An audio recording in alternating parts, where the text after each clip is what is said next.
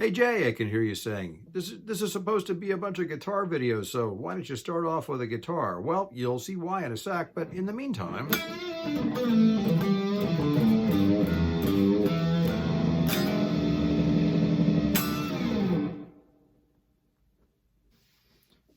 Hey, it's been a while, but here's a new video. It's February 2020. This is video number 21 in my series, and thanks for tuning in. I hope you'll have a chance to look at the videos that are already on my YouTube channel and maybe find some stuff there that will help you. So today what we're going to do is we're going to break it down to basics. Most of you who follow the channel may know that I teach a lot of people. And I teach beginners as well as aspiring professionals and occasionally people who are actually out there doing this for a living. So I have a pretty wide range of experience based on seeing what skills people need, and kind of getting a read on how to helping them to assess their skills and find their strong points and weak points. And one of the things that unifies all musicians, I think, is the need to have a really strong sense of how to keep steady time. We can't be better than our ears will allow us to be, and people try all kinds of strategies. Finger pickers, for instance, will try to get their hand moving in regular patterns. Strummers do kind of the same thing and hope that that will generate a strong, reliable sense of time. But in fact, nothing really can beat the ear in all this. And so we're going to take away the guitar in this case. This is why this video looks kind of strange. You're seeing me with my knees, my hands, my feet on a board. And hey, the floor of my studio. No guitar in sight, but there will be. So anyway, what I'm doing is I'm taking all the guitar or bass playing issues right off the table, and we're breaking it down to some simple movements of the foot and the hand. Everybody knows how to tap their foot. Everybody knows how to whack themselves on the knee. So you don't really need to acquire any more skill with this. It's a matter of teaching your ear to put those things to work. Exactly the same as playing an instrument. Once you have the skills developed to a sufficient level, if your ear can send clear instructions about what to do with those skills, what sounds to make and when, then your music should be coming out sounding pretty much the way you want it to. Okay, so the unnamed member of the band, or unseen member of the band, sorry, my buddy the metronome over here on the music stand, set at 76 beats a minute. A nice, easy tempo for most of us. Now, the first part of this is going to be an exercise that almost nobody does, I think. And what you really want to do when you start sort of a rhythm warm-up, set aside some time every day in your workouts to work on rhythm issues.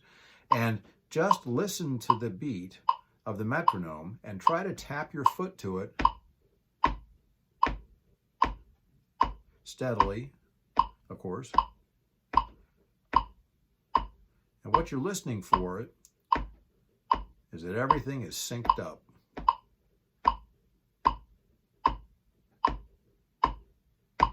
It's not exciting stuff, but keep that going for a minute or so and really just try to make yourself aware of the beat. I also find that it makes a lot of difference for most people if they do this sort of thing with their eyes closed. You'll listen more intently with your eyes closed. Also, it will keep you from looking at your metronome, and you'll be able to make sure that you're not trying to watch a blinking light or something on the screen of your phone if your metronome is a software metronome. You don't want to try and do this visually with the metronome. You're trying to learn to hear it. And the sense that you want to get is that of not having to chase after the beat or getting out in front of the beat and then having to tap the brakes. The idea is that you just want to develop a sense of knowing when the next beat is going to arrive, and then you react to that, okay? So it takes a while to do that. This is like everything, well, really everything in life. I was going to say in music, but really everything in life.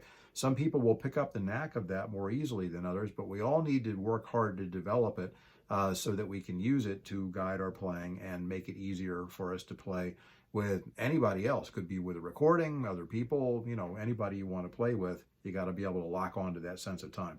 So tune yourself up by getting your foot moving in sync with the metronome.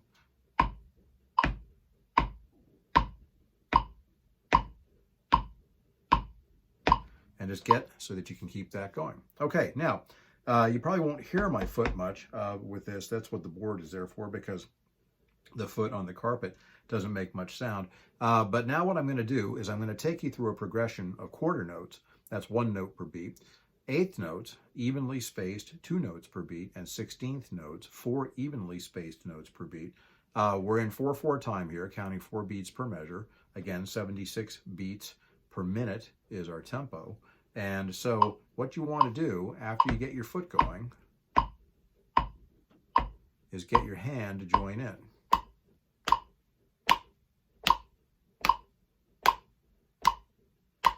Now, if it's all working well, it really is as simple as that, but that doesn't mean that it's easy. If it's working well, your foot and your hand and the metronome should all sound at exactly the same time. No slop, no, before or after, anything like that. Just everything right together, okay? So keep working with that until you can do it, and count off a minimum of 4 measures. That would be 4 sets of 4 beats. So 1, 2,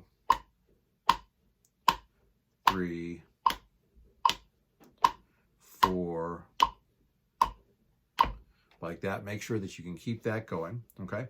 Now, we're going to move on to eighth notes, and for that, your foot is going to stay with the quarter note. Now, this is where the coordination gets a little scary for some people because their foot tends to want to follow their hand. What you're going to see me doing here is keeping my foot on the quarter note, but the eighth notes look and sound like this.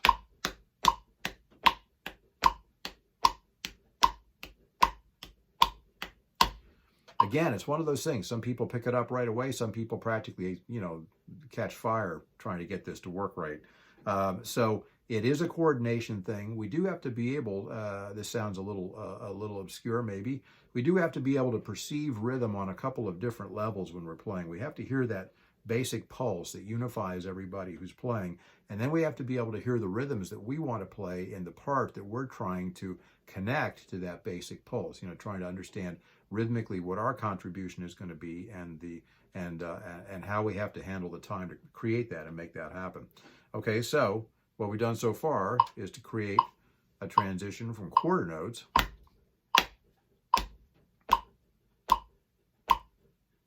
to eighth notes,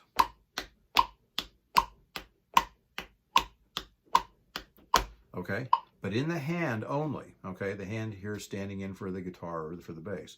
Now next, what we're going to do is we're going to go all the way to 16th notes, 4 evenly spaced notes per beat. I'm going to continue doing it with just one hand, just for the sake of keeping things simple. Okay, so we're going to go 1, 2, 3, 4.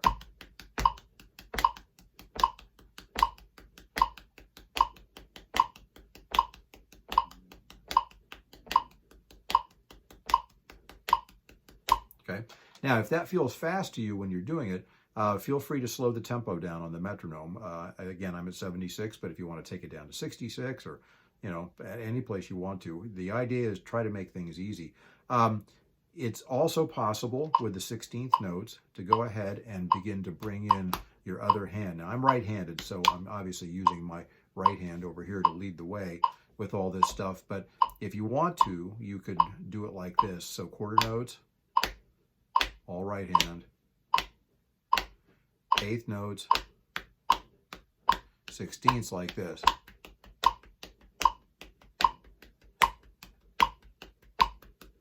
Okay, definitely more efficient that way to share the load between the two hands like that.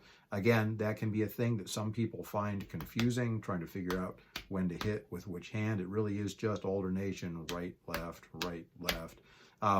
But you've got to kind of feel your own way into it and see what seems to be working for you. Go with what's easiest at first. So make sure that the tempo is not too quick. And if you can do it all with one hand, that probably is the simplest possible version of this instrument. Okay, so once you're broken in on the quarter notes, 1 note per beat, eighth notes, that's 2 notes per beat, 16th notes, that's 4 notes per beat, then what you want to do is create a little exercise where you're going to move from quarter notes to eighth notes to 16th notes and back down to eighth. Let's start over.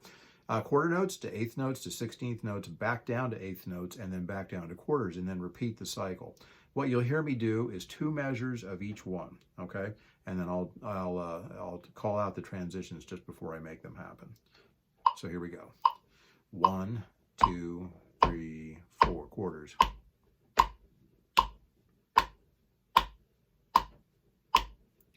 eighths,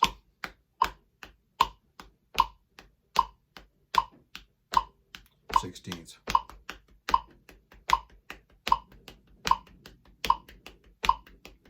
eighths,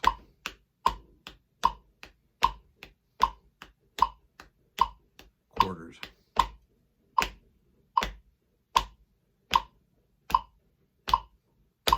okay? That's really all there is to this part of it. But this stuff is really critical. One of the things that I run into with my students all the time, we talk about this a whole lot, is trying to figure out when you're having trouble playing something, why it is that you're having trouble playing something. Even people who are fortunate enough to be able to take lessons with somebody like me will find that they really do wind up teaching themselves to play, because you're learning during your practice sessions. During the lessons, we talk about what to do and how to do it. And you know, we kind of size up how things are coming together or not, try to fix problems where we can, but the real learning takes place in practice sessions. So if you get stuck trying to play something, then you want to figure out, well, is this something I'm not hearing clearly? Is it something that I don't see clearly? You know, with a stringed instrument, you're always trying to read the fretboard quickly and see where the notes are mapped out and play them. Or is it a fault in the hands? Are they not coordinating well, or have I just not thought through exactly what it is my hands need to be able to do to play this part? All of these things have to synchronize flawlessly for us to be able to play as well as the kinds of performances that we hear on recordings, because, hey, don't forget, those are done by professional musicians for the most part.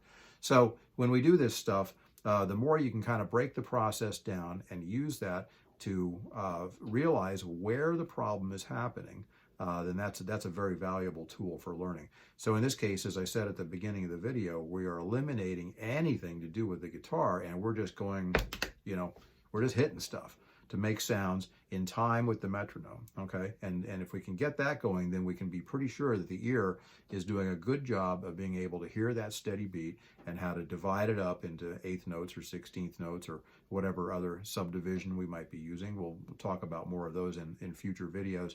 But that way, at least you can know, okay, my ear gets it. Now, if I'm having trouble playing it on the guitar, I've got to figure out, is it my eyes? Is it my hands? Maybe I'm just trying to go too fast, or I just haven't thought things through yet. Okay, so we're going to move these onto the guitar here. I'll take a little break, yeah, hang out. I hope that this is working well for you so far. Maybe providing a little bit of enlightenment into your own rhythm issues. Okay, be right back. Okay, so here we are with the guitar part of tonight's entertainment. So anyway, we're going to take all those rhythms that we just talked about, where I was banging my foot on the board and patting my knee, or drumming away like that, and we're going to transfer this stuff to the guitar. So this is a pretty simple process and won't take long to explain it to you. So again, I'm a right-handed player, and so you're watching my right hand striking the strings, and I'm going to make the down strum, because it is naturally, for most of us, sort of the dominant motion, more powerful, easier to execute because of the way the hand works, the pull of gravity and so on. And so that's going to be sort of the equivalent of my right hand patting my knee.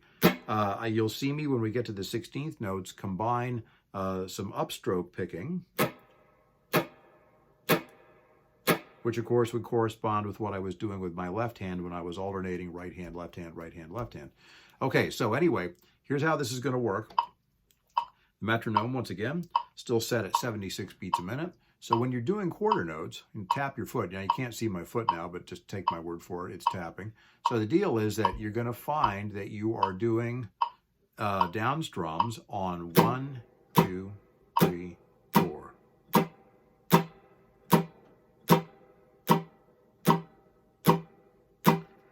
One of the things you'll learn about right away when you do this is whether or not your pick is moving across the strings quickly enough. You want to really flick it across. I'm not trying to hit hard. Those are separate things. But I do want to move it fast so that even though there's a little bit of reverb on my amp, when I hit the strings, that pick is moving quickly, okay? Obviously using my fretting hand just to you know, keep the strings quiet to get a nice dry scratch out of them. Okay, so quarter notes.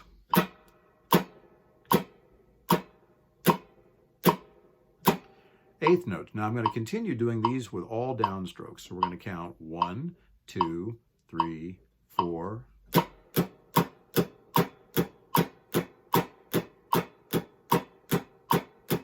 Just like that. Now 16th notes, I'm going to go ahead and switch to down up. So 1, 2, 3, 4.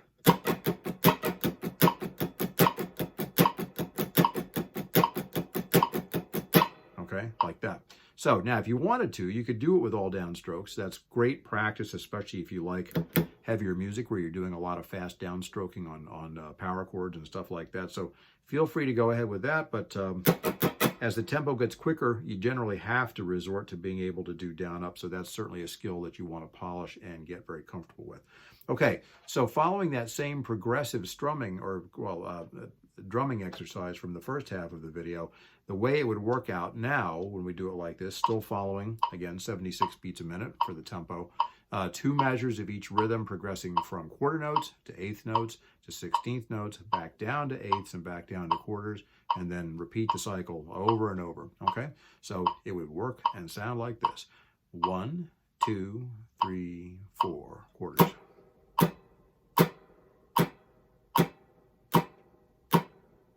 Eighths.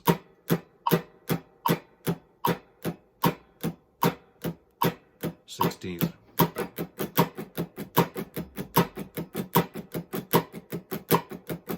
Eighths.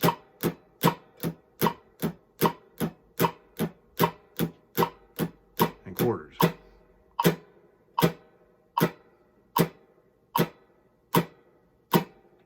Okay, so that's it really for this video. So these are essential skills. No, fancy technique stuff. Your friends aren't going to be impressed, stuff like this. But the most important thing any musician can bring to any playing situation, aside from being a nice person, is walk in the door with a really confident sense of time. It's going to make it possible for you to figure out how to play with anybody. You're going to sound great playing with anybody. You're always going to have plenty to contribute, and people are going to be glad to see you show up with your guitar or your bass. Okay? All right, till next time, have fun with this stuff. See you then.